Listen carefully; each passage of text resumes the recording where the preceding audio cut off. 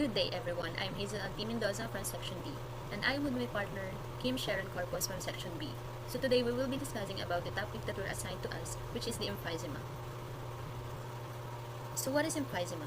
Emphysema is a form of chronic obstructive pulmonary disease which occurs with chronic bronchitis. Also, emphysema is a progressive disease of lung in which the alveoli becomes inflamed and loses elasticity. As a result, air becomes trapped in the air sacs, which becomes overstretched and may rupture, and that will lead a person's difficulty of breathing. The prevalence of emphysema.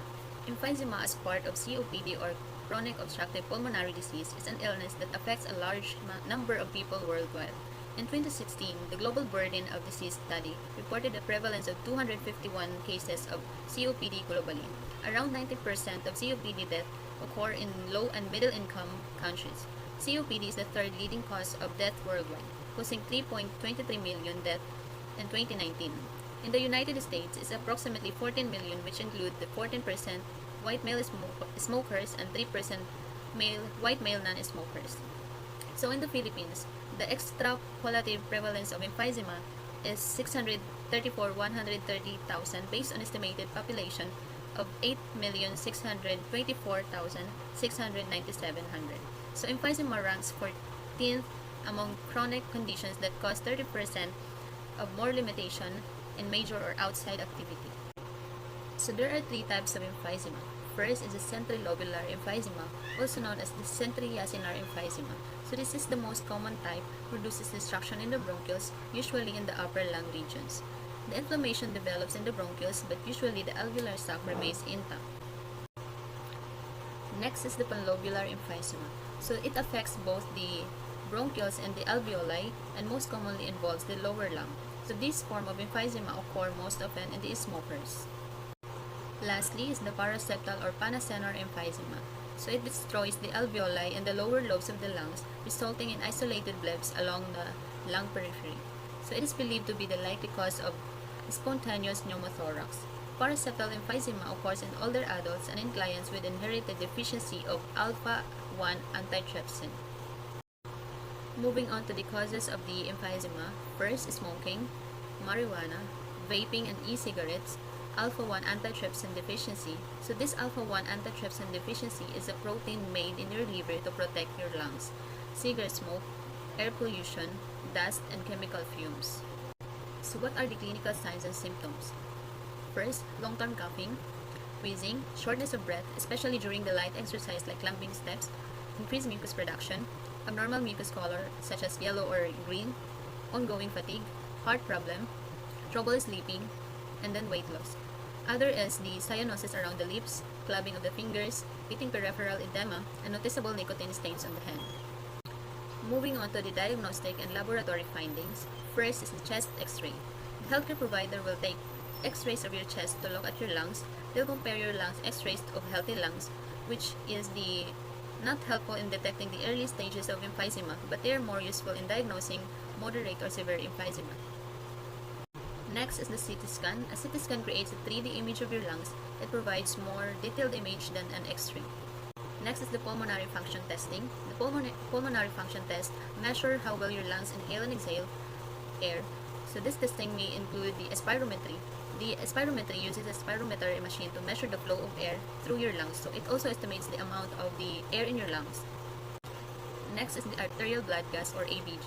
An ABG measures the amount of oxygen and carbon dioxide in the blood from an artery or arterial blood. An artery is a tube that carries blood away from your heart. So the healthcare provider may order an ABG if your emphysema gets worse. It can help determine if you need extra oxygen. Next is the electrocardiogram or EKG. An EKG checks your heart function. Your healthcare provider may order an EKG to rule out heart disease or a cause of shortness of breath.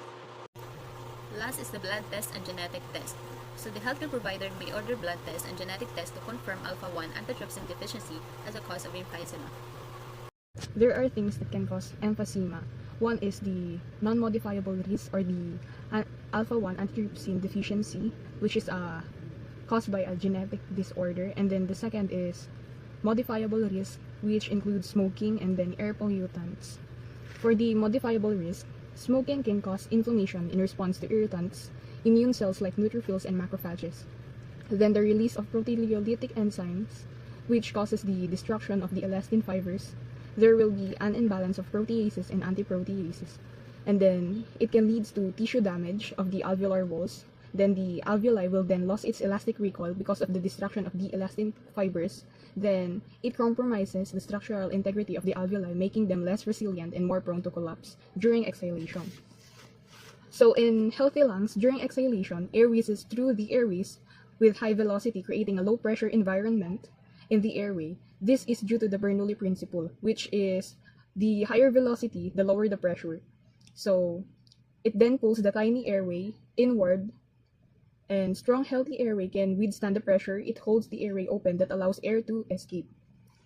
With emphysema, that elastin is lost, which makes the airway walls weak and makes the airway collapse during exhalation that leads to air to be trapped.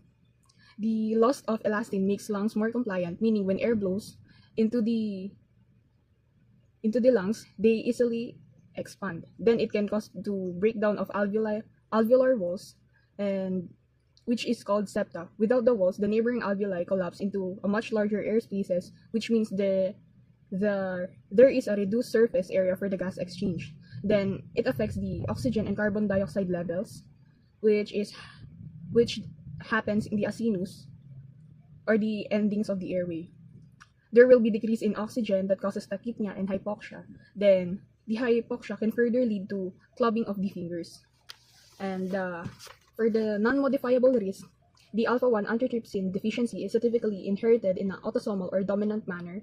The liver produces insufficient amount of antitrypsin, which leads to inadequate protection against the enzyme that breaks down the elastin in lung tissue.